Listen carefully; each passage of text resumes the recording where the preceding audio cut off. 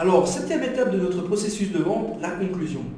La conclusion d'une vente ne peut se réaliser qu'après validation des étapes antérieures et lorsque le client va émettre un signal d'achat. Un signal d'achat peut être verbal ou non verbal. Le client s'approprie l'objet de la vente, le concept.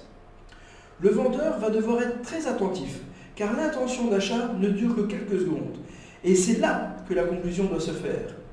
Si le vendeur se heurte à un refus, il devra attendre un autre signal d'achat avant de tenter une nouvelle conclusion. Le client a pris la décision d'acheter. Juste avant la prise de congé, c'est peut-être le moment de tenter une vente additionnelle. La vente additionnelle peut se réaliser sur un produit complémentaire au produit principal. Cela doit prendre la forme d'un service rendu au client. Exemple, j'en profite pour vous informer que nous disposons d'une gamme complète de produits d'entretien.